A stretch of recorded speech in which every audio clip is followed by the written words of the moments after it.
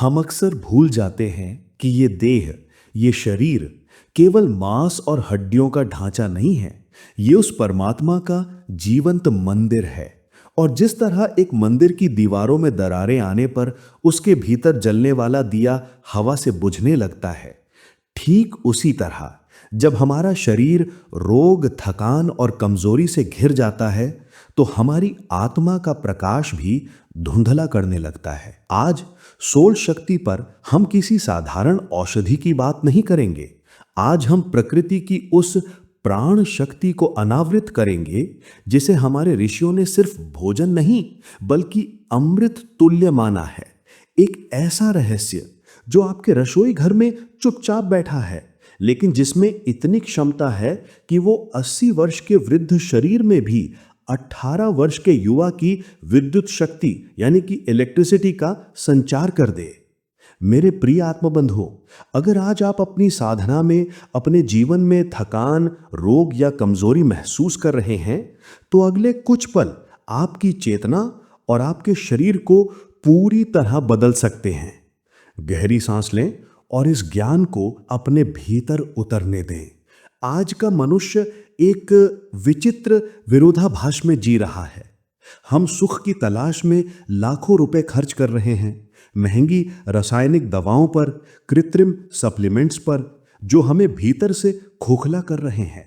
हम उस हिरण के तरह हैं जो कस्तूरी की सुगंध के लिए पूरे जंगल में भटक रहा है, जबकि वो सुगंध उसकी अपनी नाभि में है।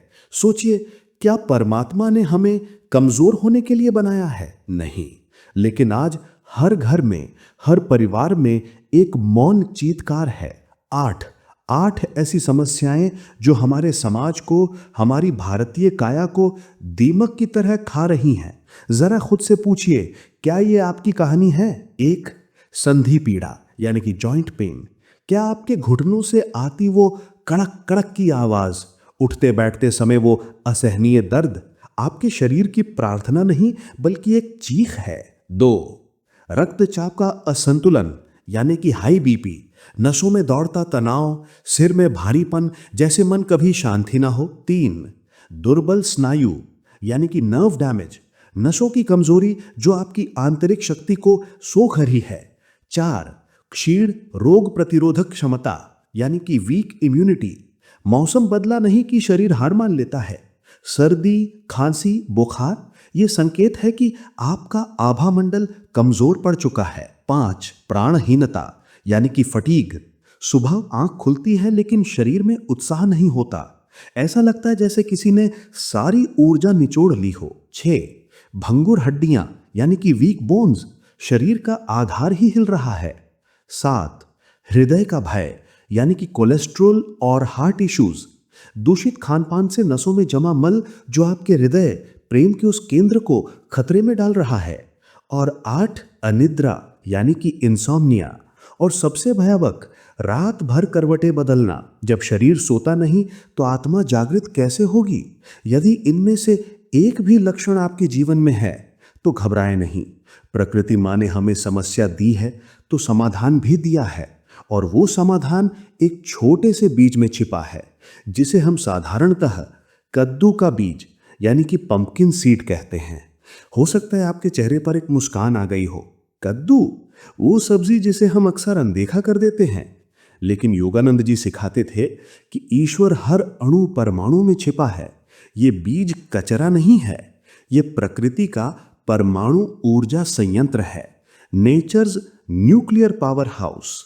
वैज्ञानिक इसे सुपरफूड कहते हैं, लेकिन एक योगी की दृष्टि से देखें तो ये प्राण पुंज है। क्यों? क्योंकि इसमें 7 दिव्य तत्व समाहित हैं।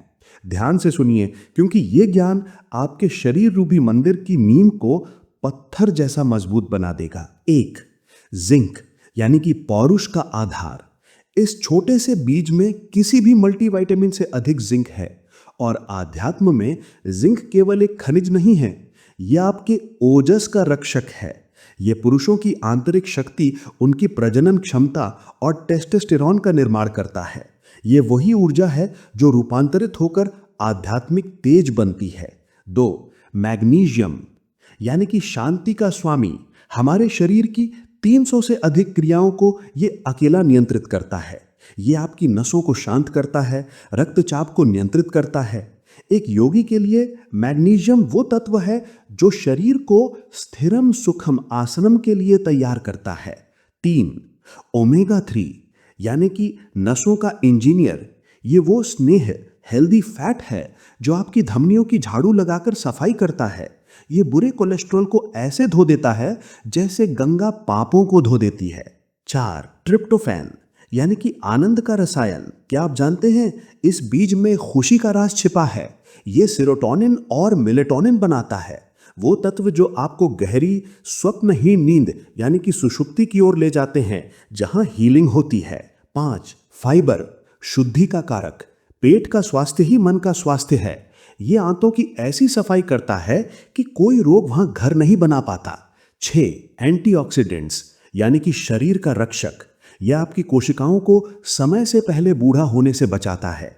यौवन केवल सौंदर्य नहीं है, यौवन ऊर्जा है। 7, मैंगनीज यानी कि हड्डियों का वेल्डर। ये कैल्शियम के साथ मिलकर आपकी हड्डियों को फौलाव बनाता है।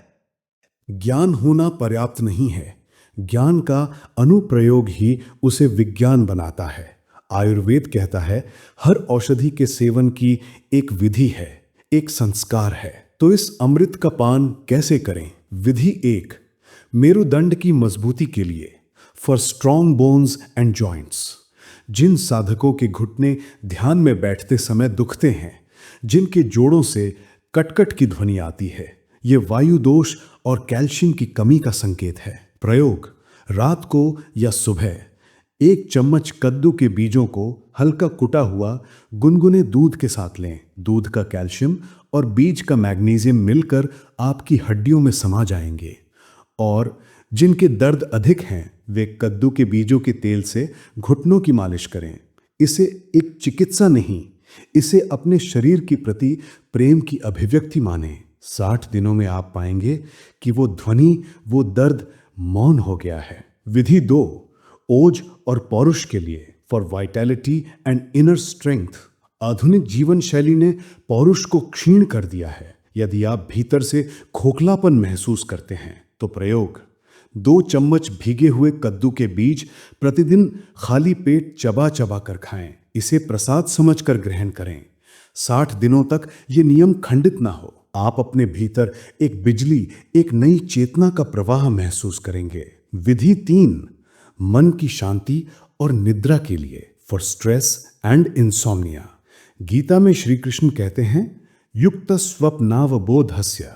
योगी की नींद भी संतुलित होनी चाहिए। प्रयोग: सोने से 1 घंटा पहले 2 चम्मच बीजों को चबाएं और ऊपर से थोड़ा गुनगुना दूध पिएं। इसमें मौजूद ट्रिप्टोफैन आपके मस्तिष्क को कहेगा कि अब विश्राम का समय है। विचारों का कोलाहल शांत होगा और आप एक योगी की भांति गहरी नींद में उतरेंगे। और लाभ यही नहीं रुकते। जब आप प्रकृति की शरण में जाते हैं तो प्रकृति आपको छप्पर फाड़ कर देती है। मधुमेह पर नियंत्रण। ये बीज शर्करा के स्तर को थाम कर रखता है, जैसे एक कुशल सारथी घोड़ों की लगाम थामता है। रक्त की शुद्धि, अनीमिया। इसमें लोहा यानी आयरन है जो आपके रक्त में प्राणवायु ऑक्सीजन को बढ़ाता है। आलस्य का अंधकार छट जाता है और शरीर स्फूर्ति से भर जाता है। उदर शुद्धि, कॉन्स्टिपेशन एंड डाइजेशन। इसका फाइबर आंतों के हर कोने की सफाई करता है। और याद रखें, एक साफ पेट ही एक स्पष्ट दिमाग की नींव है। पथरी से मुक्ति, किडनी स्टोन्स। ये शरीर से यूरिक एसिड को बाहर फेंक देता है, गुर्दों को निर्मल रखता है। सावधानी, द बैलेंस। लेकिन अति सर्वत्र वर्जयत। अमृत भी अधिक मात्रा में विष बन सकता है। प्रतिदिन केवल 2 चम्मच यानी 15 से 20 ग्राम। ये उच्च कैलोरी है, ये घनीभूत ऊर्जा है। इसका सम्मान करें, दुरुपयोग नहीं। मित्रों, मेरे आत्मिक साथियों, आज ये वीडियो आपकी स्क्रीन पर संयोग से नहीं आया है। ब्रह्मांड में कोई संयोग नहीं होता, सब एक योजना है। ये प्रकृति का आपको दिया गया निमंत्रण है वापस लौटने का। हमने रसायनों की दुनिया में बहुत समय गंवा दिया। हमने अपने इस मंदिर को बहुत दूषित कर लिया। अब समय है इसे पुनः पवित्र करने का।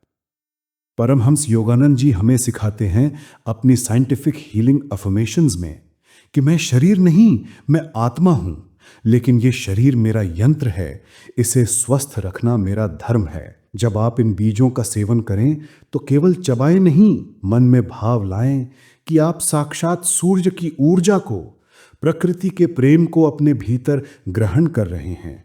उस परमात्मा का धन्यवाद करें जिसने एक छोटे से बीज में जीवन का इतना बड़ा रहस्य छिपा दिया। इन बीजों को अपनी दिनचर्या का हिस्सा बनाएं। अपने 80 वर्षों को केवल काटना नहीं है, उन्हें जीना है, पूरी शक्ति, पूरे होश और पूरी उमंग के साथ। अगर इस ज्ञान ने आपकी आत्मा के किसी तार को झंकृत किया है तो इस वीडियो को अभी लाइक करें। यह आपकी स्वीकृति है कि आप स्वस्थ जीवन चुनने के लिए तैयार हैं। कमेंट में पूरे भक्ति भाव से लिखें जय श्री राम या जय गुरु।